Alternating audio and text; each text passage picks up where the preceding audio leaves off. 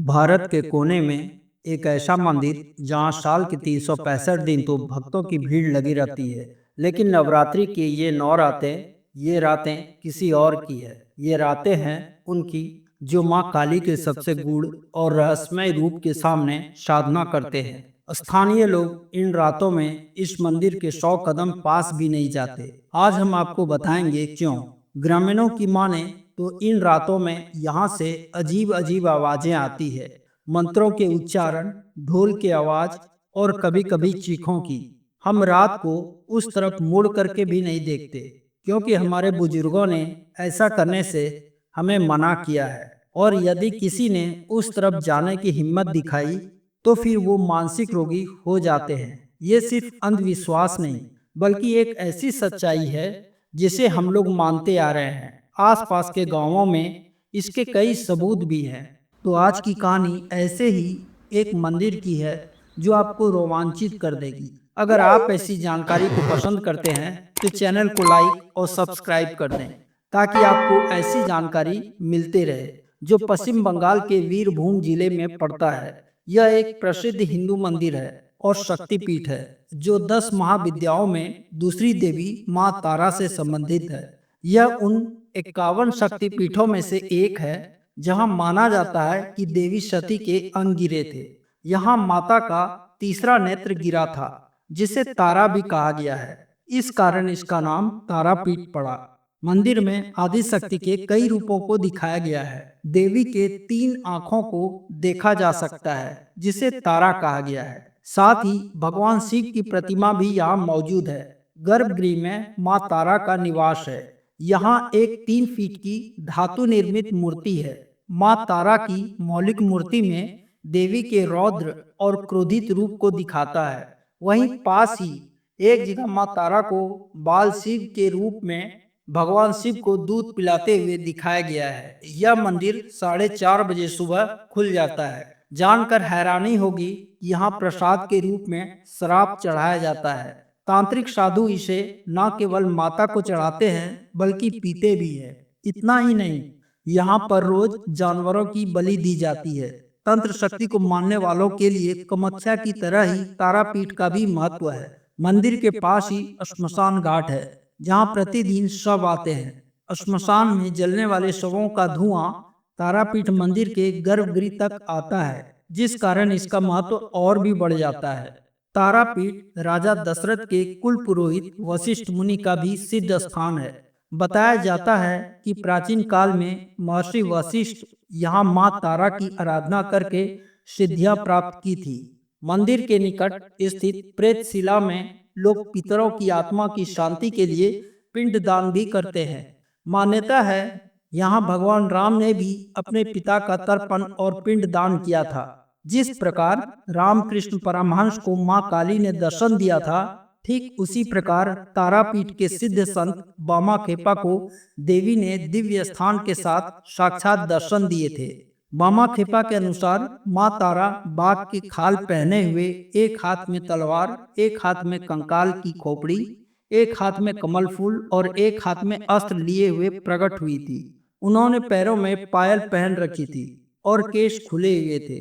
माता ने जीभ बाहर निकाल रखा था। उस समय वातावरण रोशनी और सुगंध से भर गया था। शायद इसी कारण तारापीठ तांत्रिकों के लिए भी विशेष स्थान माना गया है। यह तांत्रिकों के लिए सिद्धि प्राप्त करने का एक महत्वपूर्ण केंद्र है। खासकर नवरात्रि में कई साधक यहाँ सिद्धियां प्राप्त करने के लिए आते हैं और तंत्र साधना करते हैं। पर सवाल उठता है कि नवरात्रि में ऐसी क्या खास बात है? तारापीठ ही क्यों बनती है इन साधकों की खास जगह? तो इस पर जानकार साधकों का कहना है कि नवरात्रि तंत्र साधना के लिए इसलिए उपयुक्त मानी जाती है, क्योंकि इस दौरान ब्रह्मांड में एक उच्च कंपन वाली स्त्री ऊर्जा का प्रवाह होता है, जो आध्यात्मिक साधना और इच्छा की पूर्ति के लिए अनुकूल वातावरण बनाती है। देवी दुर्गा के विभिन्न रूपों की आराधना और मंत्रों के जाप से वातावरण की सकारात्मक ऊर्जा को अवशोषित कर आध्यात्मिक शक्ति में वृद्धि होती है, जिससे साधक का मन शांत होता है और वह अपनी चेतना को उन्नत कर पाता है। तब तांत्रिकों के लिए सिद्धि प्राप्त करना बेहद ही आसान हो जाता है। साधकों की माने तो नवरात्रि एक ब्रह्मांडीय घटना है। इस समय भौतिक और आध्यात्मिक दुनिया के बीच की दीवारें कम हो जाती है। इस समय ग्रहों और ब्रह्मांडीय ऊर्जाओं की एक विशेष स्थिति होती है, जिसके कारण वायुमंडल में ऊर्जा अपने चरम पर होती है। ऐसी स्थिति आध्यात्मिक विकास के लिए आदर्श मानी जाती है। नवरात्रि में किए गए तंत्र अनुष्ठान और मंत्र जाप ब्रह्मांड में बिखरी हुई ऊर्जाओं को साधक तंत्र के माध्यम से अपनी ओर खींचते हैं। नवरात्र की रातें वातावरण को शांत रखती हैं, जिससे मन की तरंगें बिना बाधा के फैल सकती है। इस शांतिपूर्ण माहौल में एकाग्रता बढ़ती है।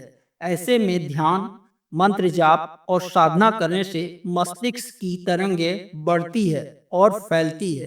तब उच्च ऊर्जा का उपयोग करके योग्य साधक अपनी इच्छाओं को इन परा ऊर्जाओं से जुड़ते हैं और उनके सामने अपनी इच्छा प्रकट करके सिद्धियां पाते हैं। एक और महत्वपूर्ण कारण यह होता है, नवरात्रि में कई साधक एक जगह इकट्ठे होते हैं और सामूहिक रूप से यज्ञ और ध्यान के माध्यम से सामूहिक चेतना को शक्तिशाली बनाते हैं, जिससे उनकी चेतना का शीघ्र उत्थान होता है और लाभ कई गुना बढ़ जाता है। नवरात्रि में देवी दुर्गा के विभिन्न स्वरूपों की पूजा की जाती है, जो अलग अलग दिव्य स्त्री ऊर्जा का प्रतिनिधित्व करते हैं। इस ऊर्जा का अनुभव करके साधक आंतरिक शक्ति और चेतना का अनुभव भी करते हैं। फिर जो जितना प्रबल साधक होता है, उसको वैसी ही सिद्धियां मिलने के आसार बनते हैं, पर ये गुप्त ज्ञान होने के कारण समाज के सामने नहीं आते। अब सवाल उठता है कि तारापीठ ही क्यों? तो एक साधक का कहना है कि वैसे तो इन बातों को गुप्त ही रखा जाता है, पर यहाँ कई प्रकार के श्रद्धालु आते हैं जो इन बातों को जानना चाहते हैं। तंत्र मंत्र को लेकर कई धारणा वो पाल रखते हैं, तो माँ की आज्ञा से आज बता रहा हूँ। साधक के अनुसार सबसे पहले ये जानना जरूरी होता है कि तंत्र साधना में साधक करते क्या है। उनकी आराधना पद्धति को जानने के बाद ही तारापीठ के महत्व को ठीक रूप से जाना जा सकता है। साधक के अनुसार तंत्र एक प्राचीन और शक्तिशाली आध्यात्मिक पद्धति है, जिसका उद्देश्य व्यक्ति की चेतना का विस्तार करके उसे ब्रह्मांडीय चेतना से जोड़ना है। तंत्र संसार इन भौतिक चीजों को अस्वीकार नहीं करता, बल्कि यह मानता है कि आध्यात्मिक उन्नति के लिए भौतिक और आध्यात्मिक दोनों पहलुओं को एकत्रित करना जरूरी है। तंत्र साधना में योग का एक समग्र अभ्यास होता है, जो शरीर, मन और आत्मा के बीच सामंजस्य स्थापित करने पर केंद्रित है। यह सिर्फ शारीरिक मुद्राओं तक सीमित नहीं है, बल्कि इसमें ध्यान, श्वास क्रिया का भी अनुष्ठान शामिल है। तंत्र का मुख्य लक्ष्य व्यक्ति के भीतर सोई हुई आध्यात्मिक ऊर्जा, जिसे कुंडलिनी के नाम से भी जाना जाता है, उसको जागृत करना है। यह शिव और शक्ति के मिलन पर आधारित होता है। इसमें ऊर्जा को ऊपर उठाकर साधक ज्ञान और आत्म साक्षात्कार की ओर बढ़ता है।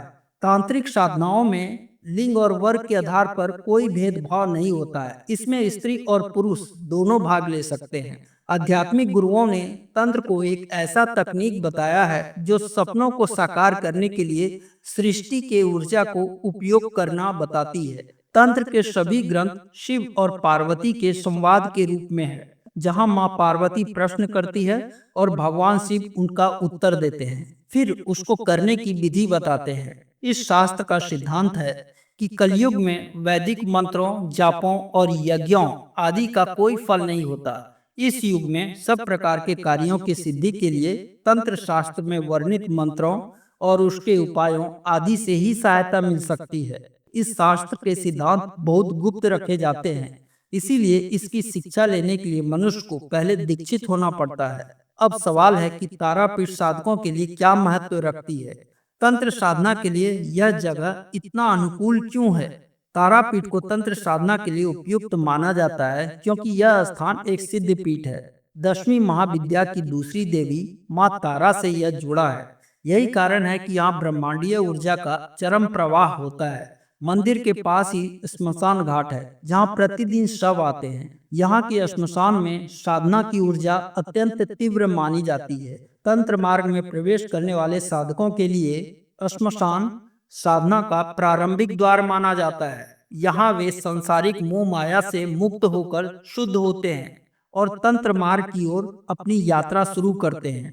तारापीठ माँ तारा को समर्पित है, जिन्हें ज्ञान, मुक्ति और करुणा की देवी माना गया है। उनकी उग्र और दूध पिलाते बाल शिव की प्रतिमा तांत्रिक साधना के लिए विशेष फलदायी मानी जाती है। ऐसी मान्यता है कि प्रसिद्ध सिद्ध गुरु वामाखेपा जैसे महापुरुष की आत्माएं आज भी उपस्थित रहती है और उनके सानिध्य में तांत्रिकों की सिद्धि प्राप्त करने में मदद मिलती है। साधकों की माने तो तंत्र को अक्सर काले जादू या नकारात्मक कर्मों से जोड़ा जाता है, लेकिन यह एक व्यापक और गहन आध्यात्मिक परंपरा है। आप अपने विचार दें और कमेंट करें। तो बस आज के लिए इतना ही। मिलते हैं एक और नई जानकारी के साथ। तब तक के लिए जय हिंद, जय माँ भारती।